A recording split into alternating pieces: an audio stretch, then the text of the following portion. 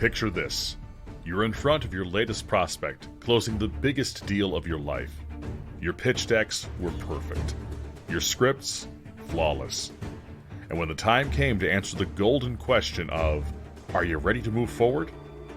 Nothing happened. For everyone who loves sales, this is their worst nightmare. But fear not, because in this podcast, we're unraveling the enigma behind those missed opportunities.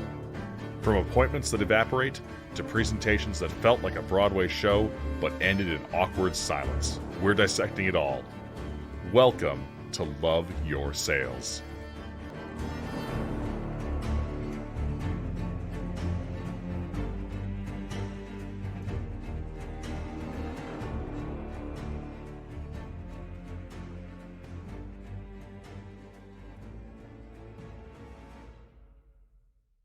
This podcast is presented by GenHead. GenHead leverages AI so small and medium-sized businesses can find their ideal clients to make more sales. Other companies talk about AI, but we are using it every day to drive down marketing costs and increase revenue. Learn more at genhead.com. That's genhead.com. Meg, I'm so excited to have you here today with me. Thank you, Leanne, for having me on today. Yes. So Meg Schmidt is joining me. She is the founder of Take the Leap Franchising. Meg is a 30-plus year veteran in the world of franchising sales, which is really a matchmaking for both franchising companies and future owners. For Meg, selling is not a job. It is an art form of listening and understanding the goal of both sides to ensure that no one is pressured and everyone wins. You also are often referred to as the franchise fashionista. I am. Awesome. Well, again, I'm so excited to have you here and talk about sales. Yeah, let's talk about sales. It's something that I graduated from college thinking I would never do, because I graduated from college with a degree in counseling. And then I did an internship. This is really interesting, Leanne. I did an internship at Northwestern Memorial Hospital in Chicago on the psych ward, and it scared the heck out of me. Certifiably really crazy. And so I thought, maybe there's another way I can monetize this. And so for a lot of us who have a degree like that, going into sales then creates an art form of sorts where it's very similar to therapy. It's so funny because as you're saying this, I'm thinking, well, half the time I'm a salesperson and half the time I'll go into a meeting. And as you're going through the discovery, because what we're asking questions that bring people to their pain points, bring people to their need. And depending on what kind of sales you're in, that can be a heavy load for somebody to talk about. It, depending on the subject matter, especially if you're going into a large organization who's like, oh, I need to fix this with my HR process or my computer. And often you become the counselor or the trusted advisor that they literally just unload on. And you walk out going, oh, that was a lot. Yeah. But it's getting them to trust that you have something that they know they need. And we can talk about price and what happens with that negotiation, but getting past the formality of sitting across the table from each other and starting to ask those counseling questions. So why are we having this conversation? Why did you invite me in today? What kind of problems are you noting? And have you tried any other alternative? All the questions to ask, but you start to get the other person or parties to be honest about why this is a pain point. And then, too, with Simon Sinek and why, it starts with, so what do you do? Oh, how did you get to do that? Or how do you do that? And then there's the essence of it is, why do you do that? So why are we having this conversation is one of my favorite questions to ask. And so when you ask that question, what do you find is the is there a default answer that people go to, or is that something that really opens up? I mean, because that's obviously an open-ended question. Why are we having this conversation? What is it that you need from me? My own business therapist likes to ask the question, so what's your problem? Talk about open-ended. And it's a great question to ask. So what's your problem? Versus my approach is very much softer. So why are we having this conversation? They know that there's something. They need brochures, they need signs made, they need a new bus to take people to a whatever, to get people off campus and going to and from event planners. They have to ask those questions all the time. So why are we having this conversation? What do you want to accomplish? And we're all in sales. We're all in sales. And the easiest way to clinch the sale is to have a relationship dynamic with the other party that they trust. Our efforts are in the best intention of solving their problem. And that's how to get the dollars in the deal. Okay, so I'm going to play devil's advocate here for Okay. a moment, Meg. So you ask me, or I'm your salesperson. I come in and I say, okay, so Meg, why are we having this problem? And your answer, well, Leanne, I need XYZ. As that salesperson, my next go-to is, oh, great, Meg, I can solve that problem. Here's my solution. Sometimes you need to dig and dig and dig a little bit more before volunteering that you have the answer. I like to do that to get them to open up further. And so right before we hit record on this, you asked me about something that I know very well. And so if I were to put on that hat and say, and I did this with a young man, actually, I've been working with him for 2 years. We've all had this where they're not ready to pull the trigger. The time isn't right. The money isn't in order. Corporate isn't saying yes at this time of year because we're in budget shutdown. Okay, why are we having the conversation right now? Have you talked to other vendors about this? What solutions has anyone else come up with, or what have you already paid for? That he's like, oh man, that was a waste of money. That was a waste of time. Give me some background on this whole problem and what types of solutions you have sought out already. Then you're in the catbird seat and can say, okay, yeah, I have a solution for you based on everything that you just said to me. I can save you the time and aggravation, then fill in the blank of whatever they said their yuck was. But asking more questions about what they've already done to talk to other companies and the product or service wasn't the right thing. That's why they're talking to you, is that they're still searching. Right. And do you think that that is a symptom of some of the older generation of offering a solution to, and maybe it's not a generational thing or a training thing, and it's probably a training thing, but do you think that that is why there are a lot of misses in sales? To me, in preparation for this, I was thinking about you yesterday. And I was thinking about the different techniques that I, as a 60-year-old who's been in sales since I was 24, when I graduated from college at 22. So I've been in sales since I was 22. There definitely are different approaches. There's Zig Ziglar, and go down the generational list of books, the self-help books on sales. Right. And not only do younger people, and I'm working with 3 couples right now that are 40 and under, their approach is different from my standard approach. So I find myself every day just twisting it a bit so that I'm adapting more to their style. Let's call it that. I do think that there are generational style differences. And in those generational styles, do you think that, and yes, there's definitely, as the younger come in, and here's what I love of being a salesperson, is that I can learn from the older salespeople's approaches. I can learn from people who are my age, And I can learn from the younger generation coming in because there's just fresh blood and they have these. And I'm like, wow, that's a really good technique that I never thought of.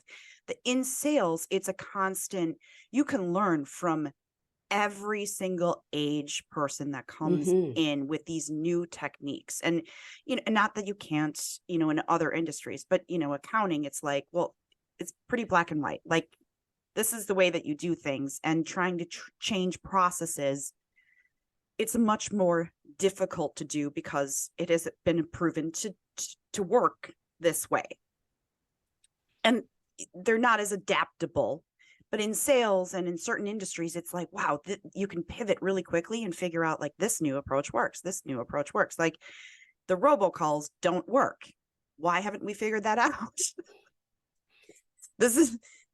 I know it's maybe a little bit new, but it does. As soon as I hear a robocall, I hang up on you. Okay. Anyways, I digress. I get like 8 of them a day, which I absolutely I love, but there are core skills that have throughout history just worked in sales.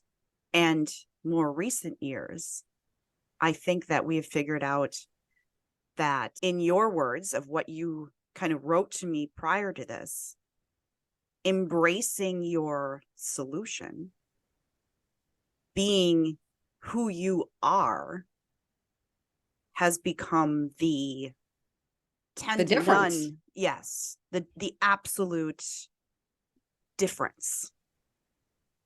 So I guess my question to you is, you had mentioned we're all selling, but what is the difference between a great seller and a mediocre seller?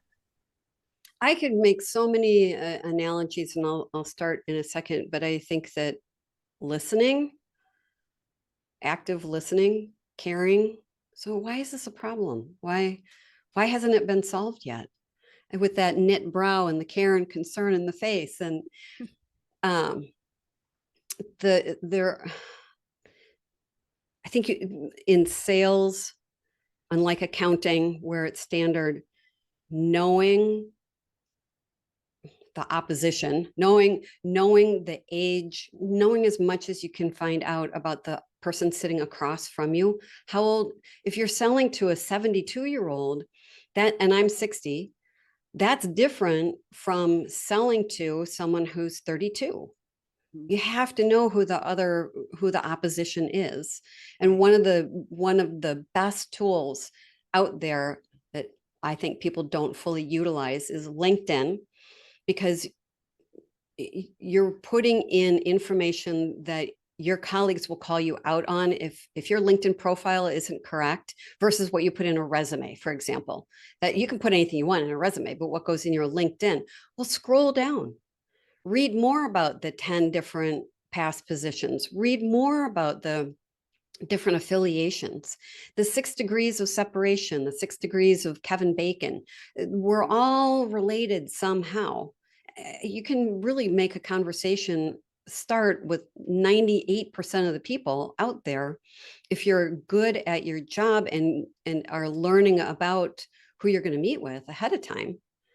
It's not a cold call then it's a warm conversation. That's such a key differentiator. I used to do cold calls all the time. We didn't have tools like we have now to do recon on people on the internet. You can learn so much. Right.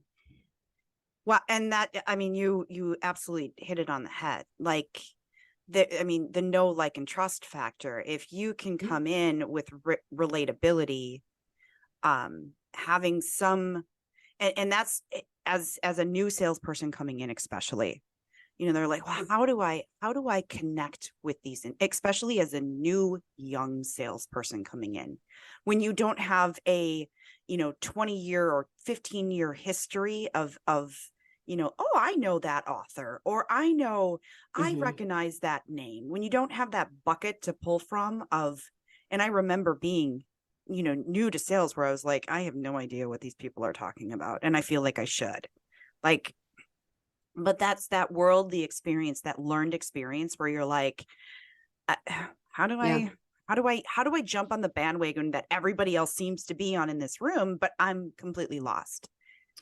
And that's where it is of know your audience.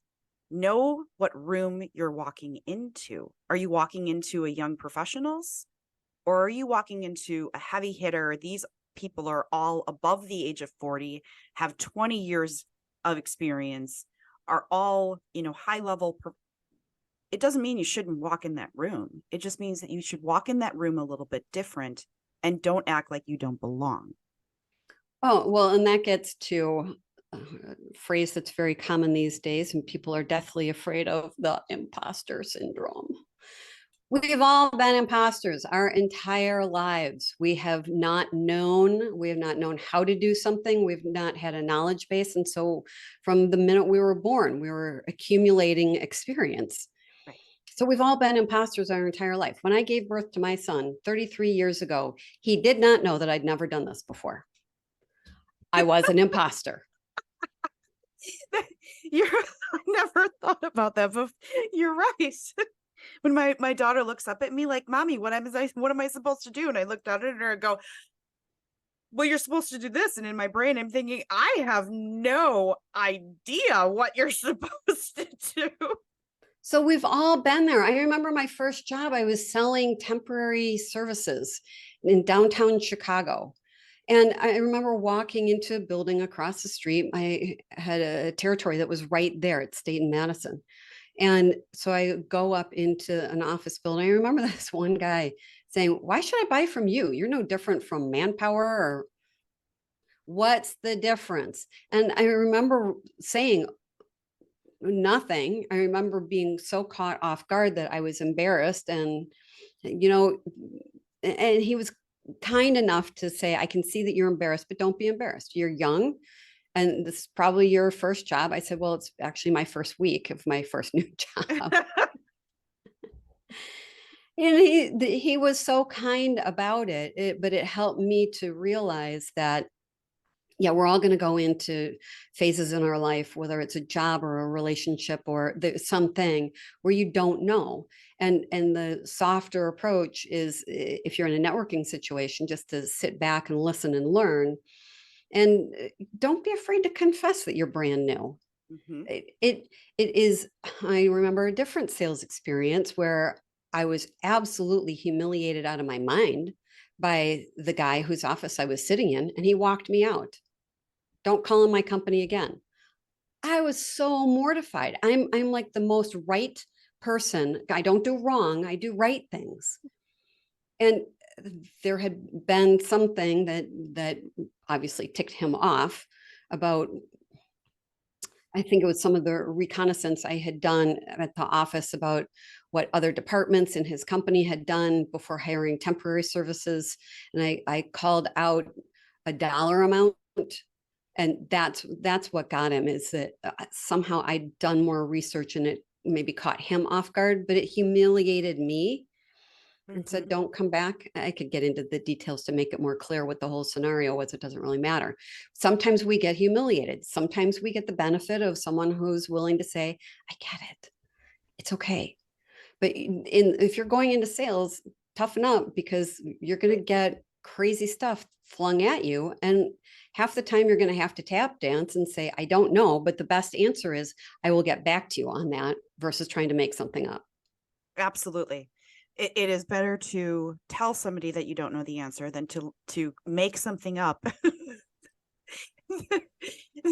Or, and here's the thing. In today's world, if somebody were to act like that and escort you out, you should not be ashamed, or you should not be embarrassed. They should be ashamed of themselves, because that behavior, it should not happen. Salespeople do their job. They're told to do, they are under a pressure by the company to meet a certain quota.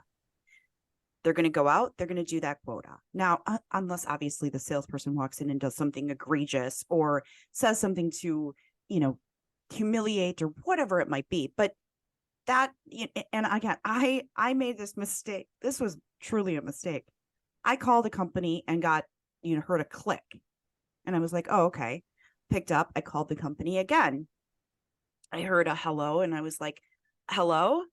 And then I heard a click and I was like, oh, this keeps getting hung up, like disconnected. I called again. I heard a click and I'm like, I don't know what's going on. I called back again and the guy said, stop effing calling me. And then he went as far to go on the company webpage and put a review saying that the company I work for, which our company name must have been popping up on caller ID. Caller ID, and put a review that I was harassing him. And I was like, and my boss, he's like, what happened here? And I was like, I thought I was being disconnected. I'm like, I truly did not realize that, like, all the guy had to do was like pick it up and say, I'm not interested, instead of like just keep picking it up, like, and clicking on, or just let it go to voicemail. Right. Right. I mean, that behavior is like inappropriate behavior. And for somebody to just keep hanging up, how was I to know? And that's the beauty of being in sales too, is that there's a deep, deep sea out there. There are a lot of fish in it. Right. Don't take it personally, move on. There are other opportunities that await. But that's part of being young too, young and aggressive. And Right. I've got a quota and I'm going to get through. And sometimes you just let it go. I think that's really the beauty of having years and years of experience, is that you've been a consumer, you've been sold to. I'm in sales. I've been sold to. I know what I don't like, and I'm more likely to offer some forgiveness. But there are times, caller ID is a beautiful thing. To your point, just let it go to voicemail. One of the great technology feats these days is when it tips you off on your phone to tell you it's probable spam. I love that. Right. I'm not going to answer. Right. It does. It says it. I remember the first time that it popped up and it said potentially, does it say potentially? Yeah. And I was like, oh, should I answer this? Like, potentially spam. I'm like, that's awesome. However, on the flip side of that, I wonder how my phone number, my business phone number, comes up. Am I being marked as potentially spam? You know, you never know what that may look like to the other person. Well, now I had an interesting situation happen where it came up as potential spam. They did leave me a voice message, and it was my doctor's office that came up that way. So anyway, then there are all sorts of anomalies that are out there for the sake of getting the sale done. It's just easier to let it go, let it go. Don't take it personally. Move on is what I mean. Let go, move on. Don't take it personally. You're going to be young and aggressive, or you're going to be older and motivated, and people are going to be offended. I think people are more offended by little things now than ever before. Right. Don't take it personally. Just don't take it personally and move on. You're selling a commodity product or service. There are other fish in the sea. Absolutely. Now, you mentioned something. When you were young, you didn't know your difference. So how would somebody, and why is that so, I mean, I know why it's so important, but for some of those younger people coming in, why is that so important? Why is knowing your difference, knowing your why, knowing your product, why is that so important? Well, you get commoditized compared. I have people do this all the time with my franchise investigation process. I want them to compare and contrast companies against each other. Well, there are 3 different residential cleaning companies. I represent 12 different senior care companies. What's the difference? Well, they'll all tell you very clearly there's a difference from one to the next. And so for each of us, in the world of dating, you're in sales, you're competing against. So what's your difference?